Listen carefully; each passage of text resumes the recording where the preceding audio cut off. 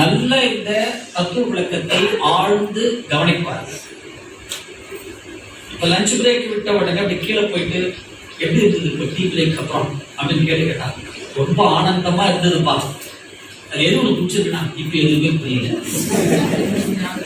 அந்த நேரத்துக்கு புரியுது, அந்த நேரத்துக்கு ஏதோ சுகம் இருந்தது, அல்ல ஒரு பேரானந்தம் இருந்தது. இப்ப அது என்னன்னு எனக்கு தெரியல. அவங்க சொல்லுவாங்க அடுத்தது கோயிலுக்குள்ள தான் எப்படி அமைதியா இருக்குது, வெளில வந்த உடனே செருப்பு காலில் மாட்டினா எப்படி நமக்கு சனியம் பிடிக்குது. அந்த மாதிரி இன்னும் சில பேர் இருப்பார்கள், ஆழ்ந்து கவனிப்பார்கள். அப்படி காதை கொடுத்து கேட்பாங்க. எந்த பக்கம் காதை கொடுத்து கேட்கிறாங்களோ அந்த பக்கமா உள்வாங்கி ஆப்போசிட் சைடு எல்லாத்தையும் விட்டுட்டு இருக்காங்க. தத்துவத்தை இங்கே கேட்கிறது, உடல் மட்டும் இங்க இருக்கிறது, மனசு வேற எங்கேயோ இருக்கு. எத்தனை மணி கிளாஸ் முடியும், சீக்கிரம் முடியுமா முடியாதா, வீட்டுக்கு போனா சாயங்காலம் அதை பண்ணணும் இதை பண்ணணும் அதை பண்ணணும் இதை பண்ணணும் இல்லையா, வண்டியை வந்து சைட் லாக் பண்ணிட்டு வந்தனா இல்லையா, இப்படி சிந்தனைகள் பல ஓடணும். முன்னொரு குரூப் இருக்காங்க, அவங்க எப்படி அப்படின்னு கேட்டீங்கன்னா, இப்ப நம்ம 2 வைராக்கியத்தை வாங்கிட்டோமா. இப்போ என்ன வைராக்கியத்தை வாங்கினோம்? ஒண்ணு பொருள் என்ன விட்டு போகும், உறவு என்ன விட்டு போகும், இல்லைன்னா இப்போ மனசுக்குள்ள என்ன வந்துருச்சு, இப்ப நமக்கு இனிமேல் நம்ம வந்து இந்த வைராக்கியத்தோட இருக்கணுமா. சாயங்காலம் நேரம் வீட்டுக்கு போவோம், வீட்டுக்கு போனோடனே சமைச்செல்லாம் வச்சுட்டு, இல்லை அவங்க என்ன ஆண்கள் என்ன பண்ணணும் பண்ணிட்டு ஏதாவது கேட்டா நான் அப்புறம் பண்றேன் அப்படின்னா உடனே நம்ம என்ன பண்ணுவோம், வைராக்கியம் அங்க வேலையை காமிப்போம்.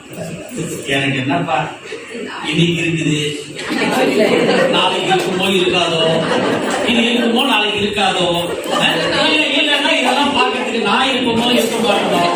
இப்ப இருக்குது பண்ணிட்டேன், பண்ணாட்டி போகணும். இதை யார் கேட்டோம்னா அவன் தலையை பிடிச்சுப்பாங்க. நாளைக்கு நல்லா தானே போனாங்க, நாளையில இருந்து முடியாத அறிவித்து போயிட்டு போவாங்க. அப்போ ஒரு வைராக்கியத்தை நம்ம உள்வாங்குவோம், ஆனா அது குடும்பத்துல நடைமுறைப்படுத்தும் போது என்ன பண்ணுவோம், நம்ம ஆப்போசிட்ல நடைமுறைப்படுத்துவோம். அந்த மாதிரி படுத்தக்கூடாது. நீங்கள் எதை வைராக்கியத்தோடு உணர்ந்தீர்களோ அதை நம்ம என்ன பண்ணணும், உங்களுடைய செயலா, உங்களுடைய செயல்ல இருக்கணும், வாய் பேசக்கூடாது. இப்படி சில பேர் இருப்பாங்க. 4வதா சில பேர் இருக்காங்க, அவங்க என்ன, எதை பற்றி எந்த தத்துவத்தை பற்றி நாம் சொல்கிறோமோ அப்பொழுதே அவங்க எல்லாம் வந்து அதுவாக. அப்ப நம்ம எல்லாம் யாரு, நம்ம எல்லாம் வந்து 4வது. எதை பற்றி நாம் சொல்கிறோமோ நாம் அனைவரும் நாமளே அதுவாக மாறிவிட வேண்டும். சுயம் ஏவ பிரம்மமாக நாம் மாறிவிட வேண்டும். ஏன் சொன்னா காரணம் என்ன அப்படின்னு கேட்டீங்கன்னா, இப்போ நான் பேசுறேன், நீங்க பதில் கொண்டு பேசுறீங்க. இந்த பேசும் பொழுது இந்த ஒளி, இந்த சத்தம் எங்கிருந்து வருகிறது? இப்ப நான் உங்ககிட்ட வாழ்க வளமா, இந்த சத்தம் எங்கிருந்து வருகிறது? நாபில இருந்து, மனசுல இருந்து, தொண்டையில இருந்து, ஏதோ ஒரு இடத்துல இருந்து, மூளையில இருந்து. பாருங்க, ஓசை ஒன்று, விடைகள் பல. இந்த சத்தம் எங்கிருந்து வருகிறதுன்னு கேட்டேன். சத்தம் எங்கிருந்து வருகிறது? உயிரில் இருந்தா. இந்த சத்தம் சுத்த வெளியிலிருந்து வருது, பிரபஞ்சத்திலிருந்து வருது. அந்த பிரபஞ்சத்தினுடைய நெட்வொர்க் கனெக்டிவிட்டி நமக்குள்ளே இல்லைன்னா இந்த சத்தம் வராது. இந்த சத்தம் மடங்கிடும், அவ்வளவுதான்.